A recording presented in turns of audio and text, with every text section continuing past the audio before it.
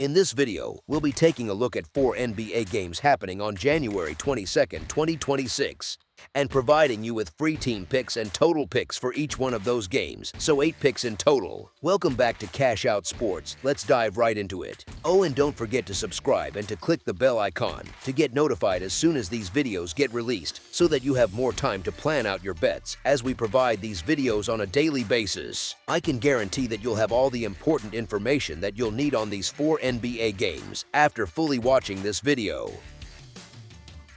One more thing before we start, if you would like to gain access to our best exclusive sports picks to take your journey to the next level, then check out our Patreon in the link down below, where we offer our best single picks, parlay picks, and much more. Now let's get started.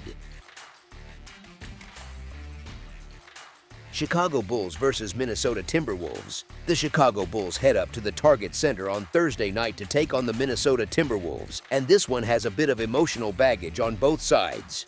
It is not quite a marquee clash, but it is the kind of game that can say a lot about where each team really is right now. Chicago rolls in with some confidence. They are coming off wins over the Nets and the Clippers, and they have the Celtics waiting next, which is no small stretch of opponents. The Bulls have taken 12 of their last 20 games, so even if it has not felt like a smooth season, they have been winning more often than people might think.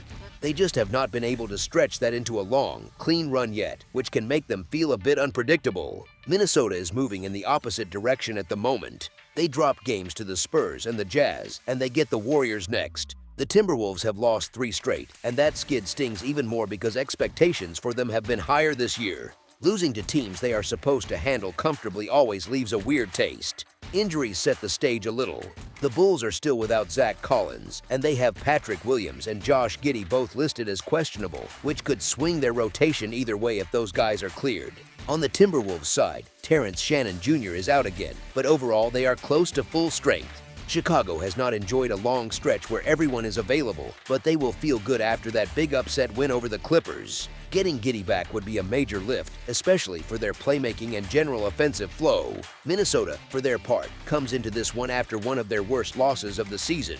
They managed to blow a 15-point lead against the Jazz, which is the kind of collapse that sticks in your head for a few days. Sometimes that kind of loss sparks a sharper response, but sometimes it shows you a bad habit that has been there all along. The Bulls have gone back to being that scrappy group that just refuses to go away. They have not had a ton of success on the road. That part is still a concern, but they have shown plenty of moments where they can give any team in the league problems. They fight, they hang around, and if you are laying a big number against them, you are almost always sweating late. The Timberwolves, on the other side, are in one of those stretches where trust is the real issue. They have lost 3 straight, and they are coming off that outright loss to the Jazz as double-digit favorites. It fits a pattern. They have a habit of taking opponents lightly, or as people like to say, they play with their food. That is exactly why it is tough to back them when they are laying big spreads. Since December 8th, the Timberwolves have already dropped 4 games outright when they were favorites of 6 points or more. That is more than just a fluke. It is a trend that keeps flashing the same warning sign. They were always going to be hefty favorites in this matchup, just based on talent and record. But when you look at how the Bulls have been competing lately and how often Minnesota has let teams hang around, it is easy to see a path where this one stays inside single digits by the final buzzer. As our first pick for this matchup, the Chicago Bulls to cover the spread as underdogs is our full game side pick. The Bulls are averaging 117.9 points per game on 47.7% shooting while allowing 120 points on 47.4% shooting. So their games tend to lean toward higher totals because they can score, but they also give plenty back on the other end. From the perimeter, Chicago is hitting 36.5% of their 3-point attempts, which is strong enough to punish sloppy closeouts. They are shooting 78.4% at the free throw line, which is fairly reliable and helps keep the scoring stable in tight sequences. Defensively, they allow opponents to shoot 36.6% from deep, and they are grabbing 45.3 rebounds per game, which means there are regular second chance opportunities and a decent pace of possessions overall. Even when they get stops, the style rarely feels slow or controlled for long. The Timberwolves bring a similar lean toward offense. They are averaging 120.1 points per game on 48.4% shooting and allowing 115 points on 46.3% shooting. That is the profile of a team that can fill up the scoreboard but also gives just enough back to keep things interesting. It is not a grind, it is more like a steady back and forth. From beyond the arc, Minnesota is knocking down 37.2% of their threes, which is a very healthy clip. They sit at 75% from the free throw line, a bit lower than Chicago, but still fine for sustained scoring. Defensively, they allow 35.6% shooting from deep and haul in 44.7 rebounds per game. So again, you have two teams who shoot it well enough, rebound well enough, and allow just enough efficiency on the other side to keep games open and fluid. Put that together and you get a matchup that leans toward points. Both offenses are capable of getting into the 1-teens or beyond, and neither defense is locking the door consistently. The Bulls' tendency to give up 120 while scoring near that number, paired with Minnesota's own scoring punch, sets up a game script where runs go both ways and the scoreboard keeps moving.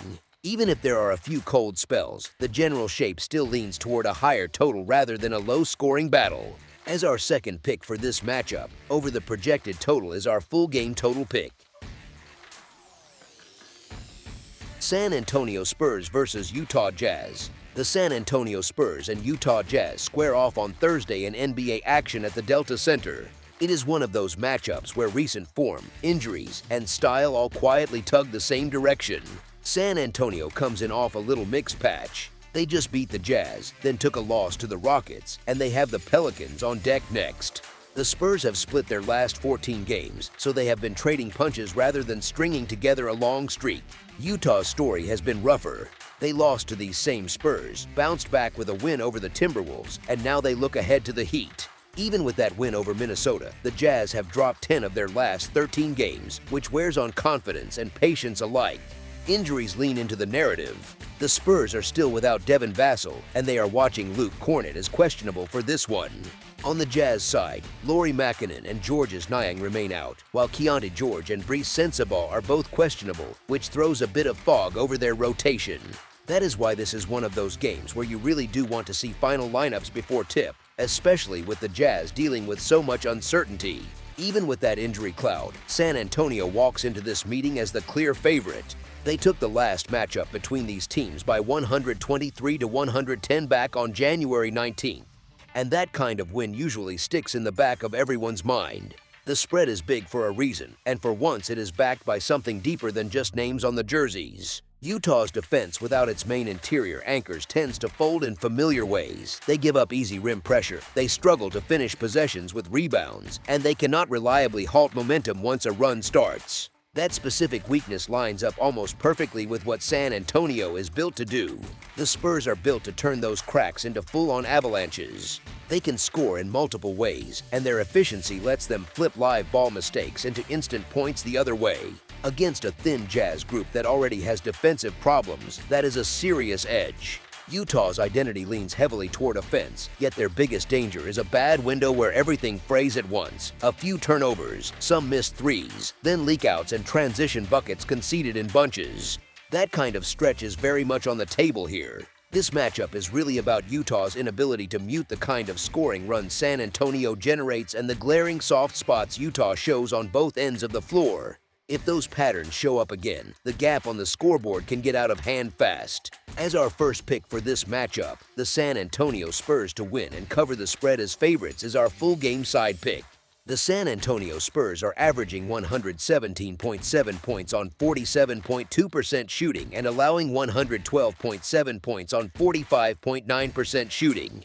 So they are comfortable putting points on the board, but they are not giving everything back on defense either. From deep, the Spurs are hitting 34.9% of their three-pointers, and they are knocking down 79.3% at the free throw line. They allow opponents to shoot 36.1% from beyond the arc, and they are pulling in 46.4 rebounds per game. And that combination hints at a team that plays with enough pace and activity to keep totals honest, yet they still have the size to close possessions. The Utah Jazz lean even more toward offense on the stat sheet. They are averaging 119.3 points on 46.7% shooting and allowing a hefty 127.4 points on 49.4% shooting. So their games often slide into the kind of shootouts where defenses only show up in short bursts. Utah is shooting 35% from beyond the arc and 80.4% from the free throw line, which keeps their scoring stable even when the ball sticks a little. They are allowing 37.6% shooting from deep and grabbing 44.2 rebounds per game.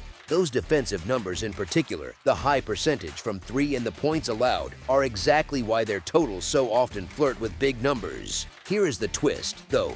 Even with those scoring averages, this matchup can tilt under if San Antonio controls the structure of the game. Their defense is stronger than Utah's, and if the Spurs dictate tempo, force tough looks, and turn Utah's bad stretches into longer droughts, the Jazz's scoring can sag more than their season average suggests. At the same time, San Antonio does not have to push pace for 4 straight quarters to cover their spread edge, which can naturally shave a few possessions off the clock. If Utah's offense hits one of those ugly windows with turnovers and missed threes, and San Antonio responds by managing the game rather than racing, the final combined output can land under what the raw averages might imply. So even with two teams that know how to score, the way their strengths and weaknesses intersect keeps a lower total outcome firmly in play. As our second pick for this matchup, under the projected total is our full game total pick. Los Angeles Lakers versus Los Angeles Clippers. The Los Angeles Lakers and Los Angeles Clippers renew their rivalry at the Intuit Dome on Thursday night, and there is a lot riding on who is actually available by tip-off. It has that familiar Hollywood feel, but the script hinges on injuries more than usual. The Lakers coming off a nice little upswing. They just beat the Raptors and the Nuggets, and the Mavs are waiting for them next. Even with those 2 straight wins, they have still dropped 5 of their last 8 games overall, so the recent mini-surge sits on top of a shakier stretch. It is encouraging, but it does not erase what came before. The Clippers roll in looking far more stable. They beat the Wizards, took a loss to the Bulls, and they get the Nets after this one. They have won 13 of their last 16 games, which is the kind of heater that changes how everyone talks about you, bettors and fans alike. On the health front, the Lakers are still without Austin Reeves. For the Clippers, Derek Jones Jr., Bradley Beal, and Bogdan Bogdanovic are all ruled out, and Kawhi Leonard is listed as questionable. So yes, this is absolutely one of those games where checking the injury report before tip-off is more than just a good habit. The Kawhi cloud hangs over everything because his presence or absence reshapes the matchup on both ends. Even with that uncertainty, it is easy to see why the Clippers are lined up as favorites at home. They have been one of the hottest teams in the league, and the idea that they might get their best player back for a rivalry game only boosts that edge emotionally. The Lakers did look terrific in that comeback win over the Nuggets, their second straight victory, and that does matter. Still, the last time these squads met on December 20th, it was the Clippers who cruised to a 103-88 home win, and that memory is hard to ignore. Ideally, you would love a clear answer on Kawhi before making a firm call. But even with the question mark, there is a pretty rational lean forming. The Clippers have been one of the more trustworthy sides over the last month, and they have covered in 6 of their last 9 games. The Lakers, on the other hand, still fall into offensive holes too often, the same thing that burned them a month ago in that loss to the Clippers when they managed only 88 points on 39% shooting. You can talk yourself into either side in a rivalry spot, sure, but the Clippers have simply been the more consistent and reliable team lately, and that kind of stability usually carries weight in a matchup like this. So the slight tilt stays with the home team continuing its strong run. As our first pick for this matchup, the Los Angeles Clippers to win and cover the spread as favorites is our full game side pick. The Los Angeles Lakers are averaging 116.3 points per game on 49.6% shooting while allowing 116.5 points on 48.7% shooting. So their games tend to be open, efficient, and a little leaky on both sides, which is exactly how totals climb. From 3, the Lakers hit 34.8%, which is not elite, but it is good enough that you cannot just ignore their shooters. At the free throw line, they sit at 77.7%, so trips to the stripe usually turn into points rather than wasted chances. Defensively, they allow opponents to shoot 37.1% from deep and they are grabbing 41.4 rebounds per game. That combination, soft perimeter defense and modest rebounding, often means more clean looks and extra possessions for the other side. The Clippers bring a slightly different blend, but it still pushes toward points. They are averaging 112.4 points per game on 47.4% shooting and allowing 113.8 points on 47% shooting. So again, both sides of the floor are fairly efficient, and their opponents do not exactly run into a brick wall. From beyond the arc, the Clippers are hitting 36.4% of their threes. At the free throw line, they are excellent at 84.5%, which quietly supercharges totals, especially late in close games when fouls pile up. They allow 36.8% shooting from deep and collect 40.3 rebounds per game, which points to another defense that can be stretched and scored on from outside. Put all of that together and you get a matchup where both offenses shoot well from the field, both defenses allow high percentages, and both teams have players who can get to the line and cash in. You do not need a wild track meet for the scoreboard to get into a healthy range, just a normal rhythm game where each team plays close to its averages. With the shooting splits and free throw efficiency on both sides, plus the soft perimeter defense numbers, a higher scoring outcome fits the most natural game script. As our second pick for this matchup, over the projected total is our full game total pick.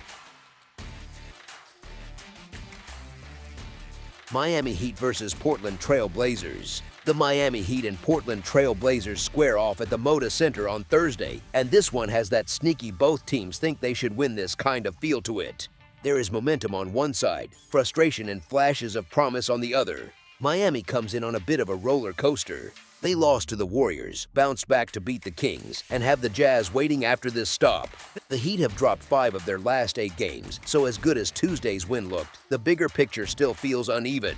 You can see the ceiling, but you can also see why fans keep sighing at the inconsistency. Portland, by contrast, is in one of those stretches every team dreams about. They picked up wins over the Kings and the Lakers, and they get the Raptors next. The Trail Blazers have won 10 of their last 13 games, which is not just a hot week, it is a real run.